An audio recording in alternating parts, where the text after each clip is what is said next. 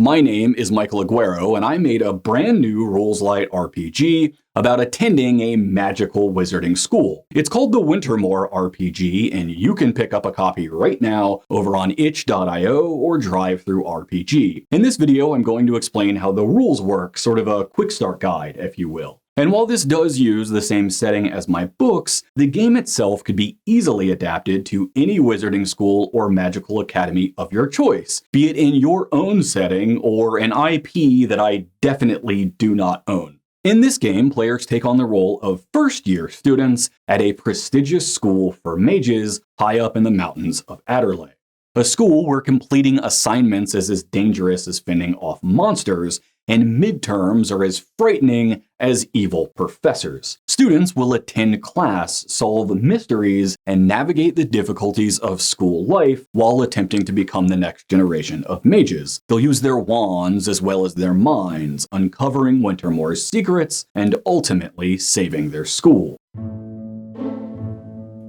Character creation within the Wintermoore RPG is a breeze, consisting of only 4 steps and is intended to be done at the table. Due to the rules-light nature of the system, GMs can introduce new mechanics and ideas to the players as they arise, rather than getting bogged down with an evening full of reading. To create a character, players are going to roll for skills, pick a background, choose a tuition, and then as a party will select what hall they belong to. Players really only need to know 2 things to get started.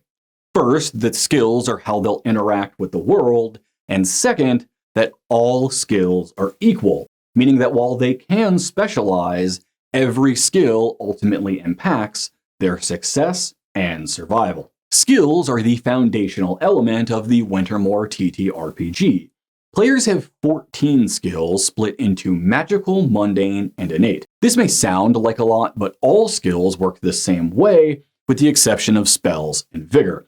Vigor because it's your health, and spells because we use it for a variety of mechanics, as we'll explain later. This is a wizarding school, after all. To determine their value for each skill, players roll a 1d10 individually for those skills, again except for vigor. All players start with 5 vigor. This is their health. They are removed from play if it drops to 0.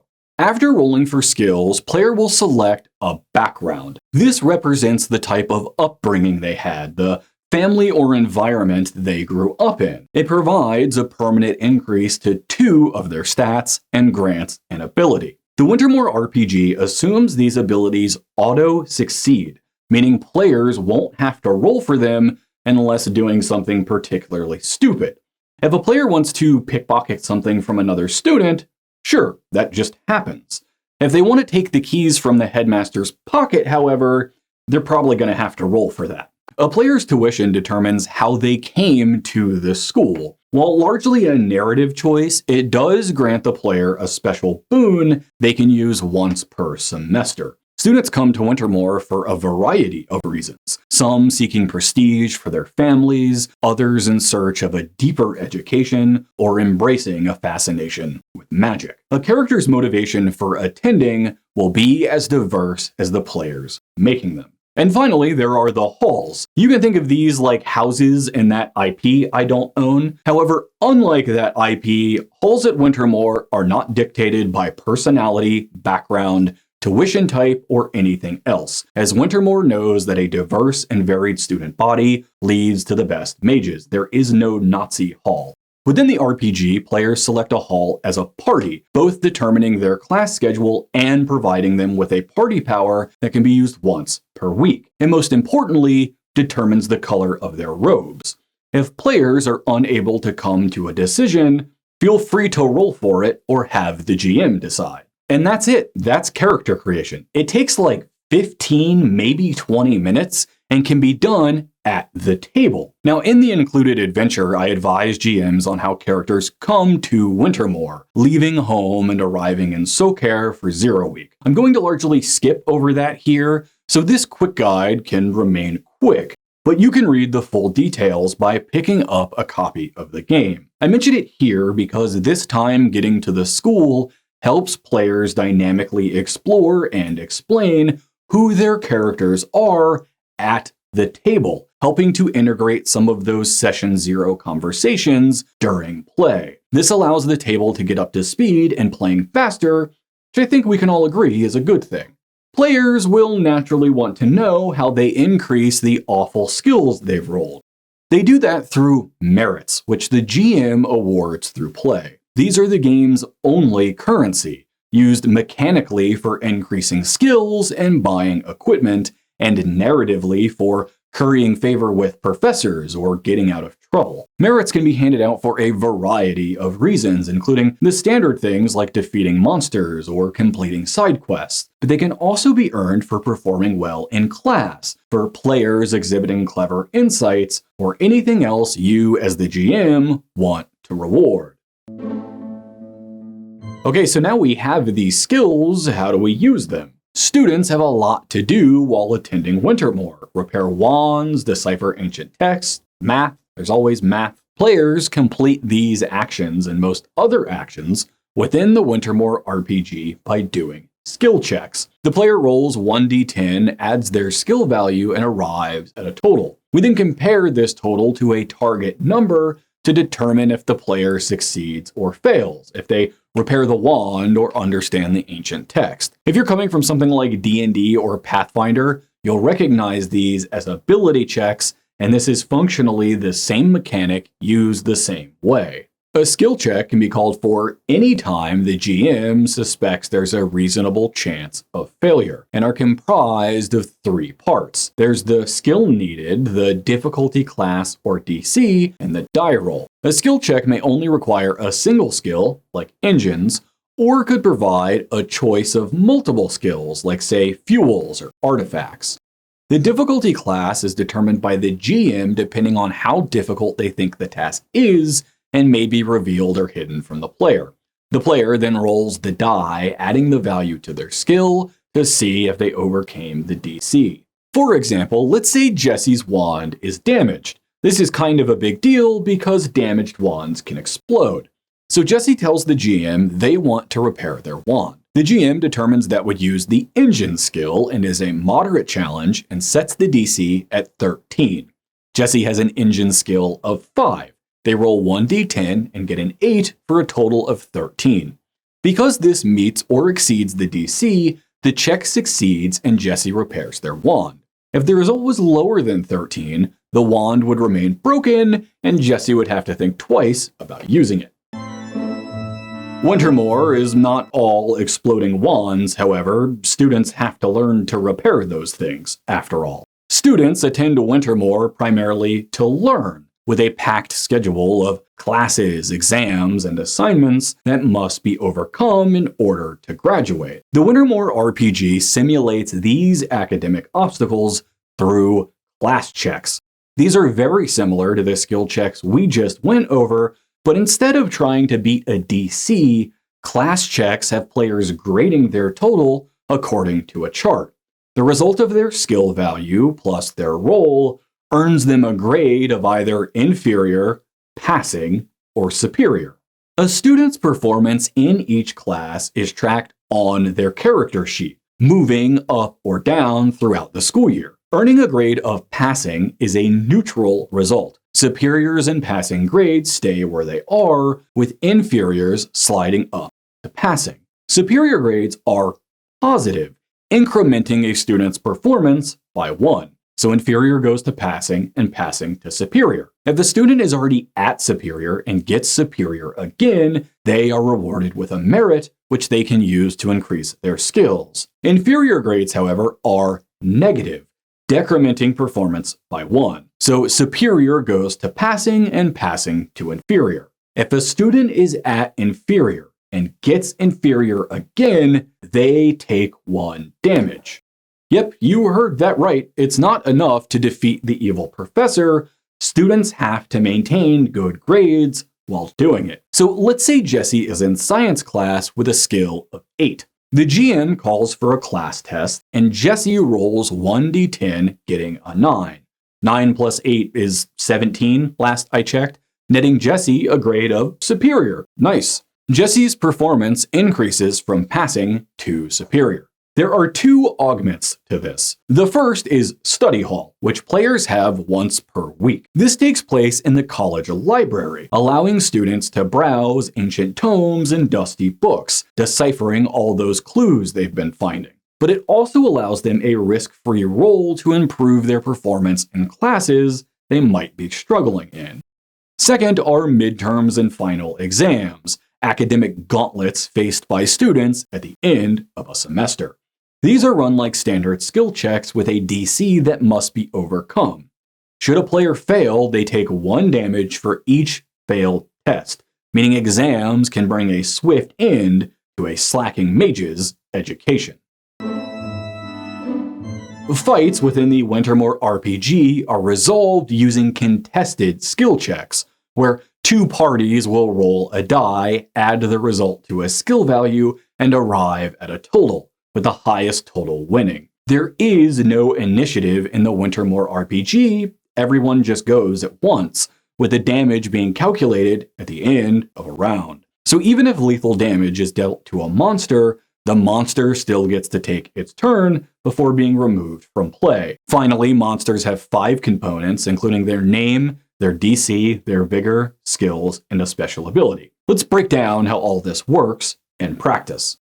Jesse gets attacked by a hellhound. It's not really Jesse's day. To make an attack check, Jesse must select one of the skills listed on the monster's card, in this case, spells, ranger, or muscle. Jesse rolls 1d10, adds it to the value of the selected skill, and the total is Jesse's attack. The monster then rolls and adds the value to their DC. This is their defense. If Jesse's attack is greater than the monster's defense, Jesse hits and does 1 damage. Monster attacks are the same in reverse. The monster selects a player to attack and decides to use its muscle skill. The monster rolls, adds the value to their DC in place of a skill level, and arrives at a total for their attack. Jesse then rolls 1d10, adds it to their muscle as that was the skill the monster used, and gets a total defense. If the monster's attack is greater than Jesse's defense, the monster hits and does 1 damage. Ties always go to the defender. Monsters also have a host of special abilities. In general, they can be used once per combat and go into effect immediately. Using skills in combat may be hard to picture for some creatures. For example, a ghost whose skills are spells and archaics. At Wintermoore, archaics is the study of myths and legends. So what does that have to do with combat? Well, within the Wintermoore RPG, combat represents a player's attempt to defeat the monster, not necessarily to hurt the monster. So muscle might represent a player wrestling a hellhound into submission, while ranger could represent them using food to lure it away. Spells against a ghost might mean using their wand to scare it off, while archaics represents their knowledge of how to appease the ghost. Players will learn spells throughout their time at Wintermoore, which can be cast in or out of combat by performing a cast check. Players pick the spell they want to cast, roll 1d10 and add it to their spell's skill in an attempt to meet or exceed the spell's DC. If they succeed, the spell is cast, and if they fail, it is not. Spells have a fuel cost deducted from heartstones in the player's inventory, and in combat, players may attack during their turn or cast a spell, but not both. And here's where players are going to get confused, and that's entirely my fault. A lot of things use the spell's skill, because these are wizards, and it's easy to get them tangled. To summarize, there are skill checks using the spell's skill. This represents a player's knowledge and understanding of how spells function. Then there's a class check using the spell's skill, which represents how well they perform in spell's class. Then we have attack checks using the spell's skill. This represents a simple use of a wand in combat. And finally, we have casting spells, which uses a spell's skill check to determine if they cast the spell successfully. So what's the difference between doing an attack check with the spell's skill, which again represents them using their wand, or casting a spell with said wand? I mean, come on, that's confusing, and again, my fault. JRPGs are the easiest way to think about this, where attack checks are like selecting the basic attack option in the menu, with Vivi doing his little wand dance to hit an enemy. Casting a spell, on the other hand, is like selecting magic and casting Blizzaga. It's a bigger attack with a cost. Or in TTRPG terms, it's the difference between a cantrip and fireball. If combat goes south, players can flee at any time by making a simple muscle check, and players have a variety of ways to heal damage, including items and abilities. Additionally, players can spend a day in the infirmary, healing all damage, but decrementing class performance for all classes missed that day. Finally, players can and probably will die either through damage in combat or flunking their classes. As with any table, GMs should discuss with players what death means in their game and how comfortable they are with it. Maybe at your table, dying just means waking up in the infirmary, or failing grades means academic probation. It's your game, do what makes you happy. Stories within the Wintermoore RPG are divided by semesters and years. A short adventure might only take 1 semester, while a meteor adventure could last all year, and a campaign lasting all 4 years, taking students from their first year all the way up through graduation and beyond. The game is further divided into blocks, days, and weeks, with holidays and special events sprinkled throughout. The purpose of the Wintermoore RPG is to capture the excitement and tension of players attending a magical school and defeating an evil professor, to sneak around the castle and uncover clues even as they try and get their grades up. Adventure should work to capture this tension, keeping combat and class tests in equal proportion as the calendar and school year drive the narrative forward towards the ultimate showdown with the villain and final exams. And that's basically it.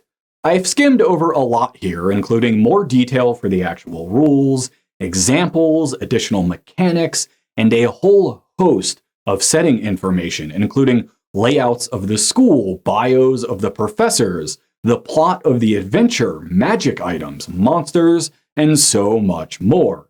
If you want to pick up a copy and explore Wintermoore for yourself, head on over to itch.io or DriveThruRPG and pick up a copy.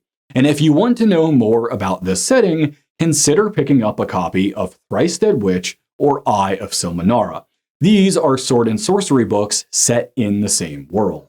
Every copy sold puts a smile on my face all week long and is so appreciated. I also push updates pretty often, so if you have feedback or suggestions, let me know. As a side note, I have no active plans for how I design this video like I did for Shoots and Strawberries, so if that's something you want to see, drop a comment. And in spite of my still somehow monthly-ish uploads, the channel is still officially on hiatus. Thanks for watching.